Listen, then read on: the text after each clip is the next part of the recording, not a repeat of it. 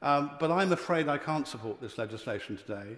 And the principal reason is, at the end of last year, I thought we'd got to the point where Parliament would be consulted on a regular basis. And we have regulations today which set out the 31st of March, which is a full 3 months. And although we've had warm words about, of course, we're going to review when we come back to discuss with Parliament, as of right, we do not have any ability to influence this once it's passed. It's essentially a blank cheque of 3 months to Public Health England to do what they wish. I was somewhat concerned earlier when the Secretary of State was talking about when this would be lifted. We need a programme. We need the criteria for lifting. Is it hospitals? Is it infection rates? Is it deaths?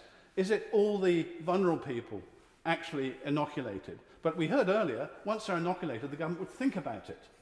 And I have businesses in my constituency. I have people work. I have people trying to pay a mortgage. People work for generations sometimes, and certainly for decades, building up businesses. And they are being closed down, and they may not survive. Taking away the freedom of people to trade is a very substantial thing to do. And there are some people who will not survive the regulations and the way in which we're locking them down. And that's one reason why I'll call a vote tonight. I think if we are going to take away people's liberties and freedom, let's do it with our eyes open with a vote of this chamber. Because I feel very queasy about destroying people's livings in my constituency when people work so hard. The people who make these decisions are superannuated, pension, public sector, safe. They can retire. In my constituency, there are people who don't have these advantages. Yeah.